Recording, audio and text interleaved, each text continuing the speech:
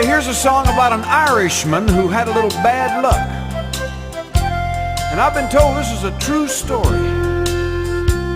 Dear sir, I write this note to you to tell you of me plight. For at the time of writing I am not a pretty sight. Me body is all black and blue, me face a deathly gray. And I write this note to tell you why I'm not at work today. While working on the 14th floor, some bricks I had to clear. But to toss them down from such a height was not a good idea. The foreman wasn't very pleased, he is an awkward sod. He said I'd have to cart them down the ladders in me hod. Now shifting all those bricks by hand, it was so very slow. So I hoisted up a barrel and secured a rope below.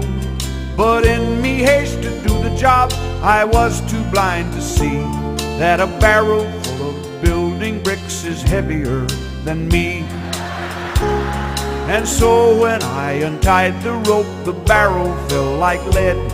And clinging tightly to the rope, I started up instead. I shot up like a rocket till to my dismay I found that halfway up I met the bloody barrel coming down. Now the barrel broke me shoulder as to the ground it sped. And when I reached the top I banged the pulley with me head. I clung on tightly, numb with shock from this almighty blow. And the barrel spilled out half the bricks 14 floors below. Now when these bricks had fallen from the barrel to the floor, I then outweighed the barrel and so started down once more. Still clinging tightly to the rope, me body racked with pain. Halfway down I met the bloody barrel once again. Now the force of this collision halfway down the office block caused multiple contusions and a nasty state of shock. Still clinging tightly to the rope, I fell toward the ground and landed on the broken bricks the barrel had scattered round. Well, I lay there groaning on the ground, I thought I'd passed the worst. But the barrel hit the pulley wheel and then the bottom burst. A shower of bricks rained down on me, I didn't have a hope. For as I lay there bleeding, I let go the bloody rope. The barrel being unsecured then started down once more. And it landed right across me as I lay there on the floor. It broke 3 ribs and my left arm, and I can only say that I hope you'll understand why Murphy's not at work today.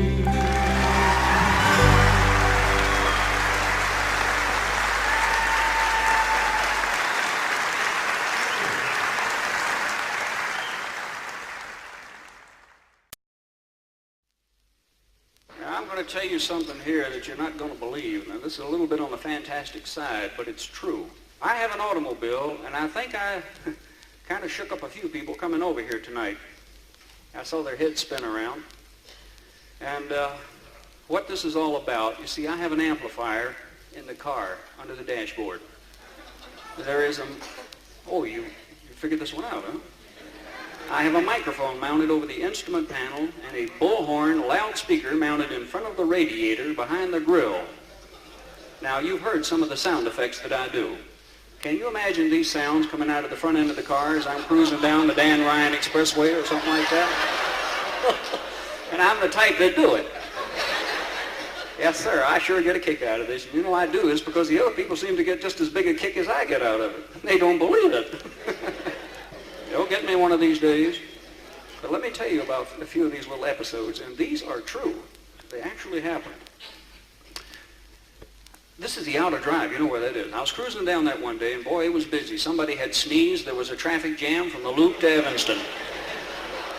They were really piled up out there. They were waiting on something to happen, and it did. I drove up. I got mixed up into that bunch, and I said, well, I'm an entertainer. They're not doing much. Let's have some fun. So I picked up the mic and gave them the sound of a horse braying and galloping out of the front end of the car. All you could hear for a mile down the expressway out there. Suppose you were sitting in front of me and heard that. What would you do? They get out of the car. They're looking for the horse. What else? They get a little carried away. And did you know in Texas I've got a town haunted? I really have, between Dallas and Houston. See, I'm from Dallas, and I'd run down to Houston, do a show, and come back that night. Well, it might be pretty late, 2 in the morning. It's quiet. I'd pick on a little town, just a spot in the road, maybe 400 or 500 people there live there. But the sound I gave them was consistent. Every time I'd go through there, I'd give them the same sound. The sound of a train whistle, way off in the distance. And I would approach the city limits, and here's all they could hear.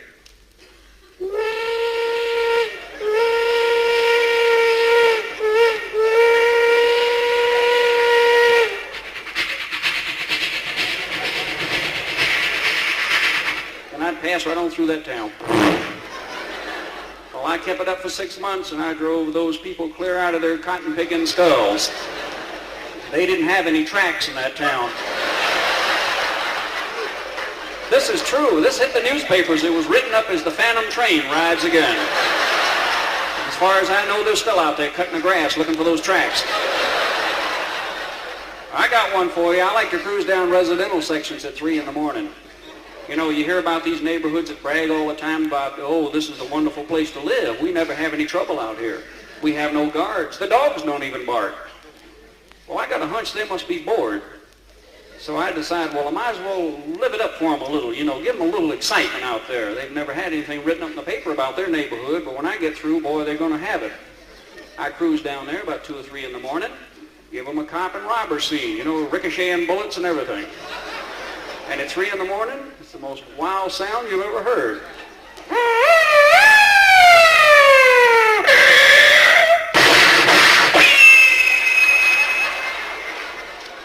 You ought to see the lights pop on in those houses. People are climbing out the windows, the dogs are barking.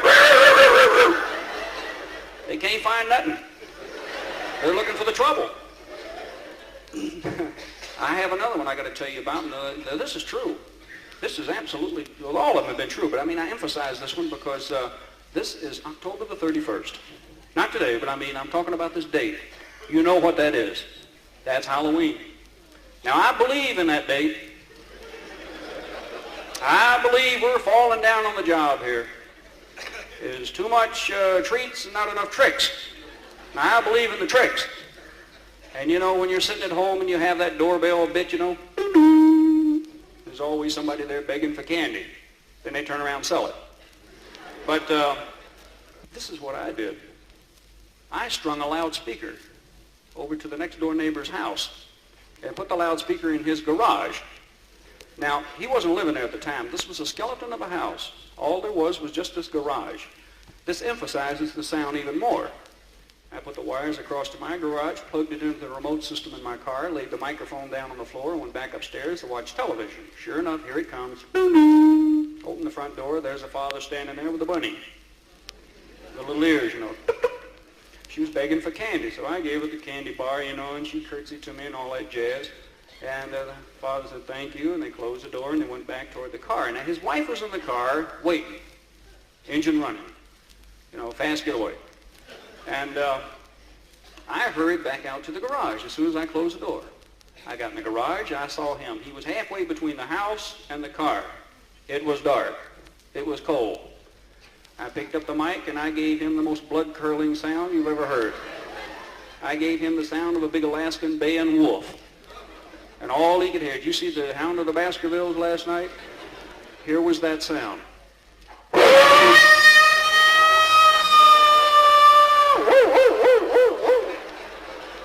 Now, I'll tell you something, it was cold that night, but it wasn't that cold, but that boy froze right there. He didn't even move. And that bunny was wrapped around that left leg. And there they stood, and they waited, and they looked at that garage, 1 foot in the air. He was looking at the garage. I'm standing there laughing, but not really. I'm waiting. I said, well, he can't stand there all night. So I gave him another sound. He started to move toward the car. His wife's gunning the engine. So I gave him the sound of a snarling cat, of a mountain lion. Well, that did it. He took off running, and so help me, lightning can hit me right here on this spot. He ran off and left the kid standing there. He did. And his wife was starting to pull off anyhow.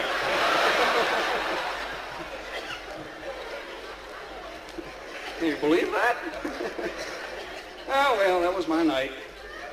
Now I got one more. I eased up to an intersection one day. I've got about 3 of these little doodads. I eased up to an intersection one day. Boy, it was busy. It was loaded out there with victims, or pedestrians. And they were walking back and forth. It was a busy, busy intersection. There was a cop out there directing the traffic, blowing his whistle, having a ball.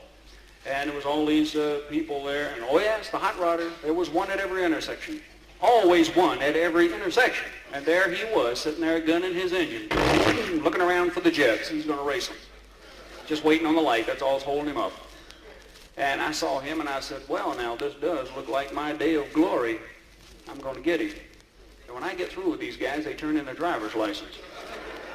I've got the sound for him. I got up behind this guy, right up to his tailgate, picked up that microphone, turned the volume up to an ear-screeching level, and gave him the wildest sound he probably has ever heard since he's been on a drag strip. The sound of an automobile skidding sideways from one intersection to the next. And all he could hear out there is this sound.